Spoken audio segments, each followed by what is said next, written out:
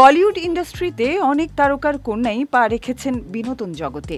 সাইফ কন্যা সারা আলী খান, শ্রীদেবী কন্যা জাহ্নবী কাপুর থেকে শাহরুখ কন্যা সুহানা খান, সবারই বলিউডে অভিষেক হয়েছে।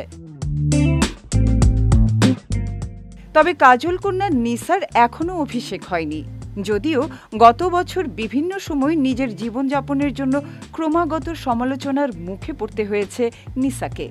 বিভিন্ন সময় গায়ের রং নিয়ে কটাক্ষ শুনতে হয়েছে। সম্প্রতি এক সাক্ষাৎকারে মেয়ের বিষয়ে কাজল বলেন, আমার মেয়ে 22-এ পা দিয়েছে। ইতোমধ্যে ও সিদ্ধান্ত নিয়ে ফেলেছে যে বলিউডে এখনই আসবে না। পরবর্তীকালে মেয়ের কর্মজীবন কি হবে তা নিয়ে অবশ্য কিছু জানাননি অভিনেত্রী। অভিনয় দুনিয়ায় থাকতে গেলে কি নিজের বাহ্যিক গঠন পরিবর্তনের প্রয়োজন? এমন প্রশ্নে অভিনেত্রী বলেন, দয়া করে সবার পরামর্শ নেবেন না।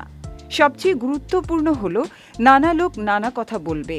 কেউ বলবে নাক বদলান, কেউ বলবে হাত বদলান, আবার কেউ বলবে গায়ের রং বদলান। এমন হাজার লোকের হাজার কথা শুনবেন।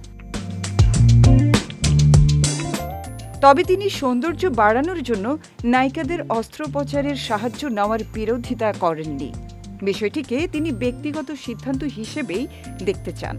অভিনেত্রী বলেন, এটা ব্যক্তিগত সিদ্ধান্ত, তবে বাকিরা জোর করছে বলেই যে আমাকে অস্ত্রোপচারের সাহায্য নিতে হবে সেটি যেন না হয়।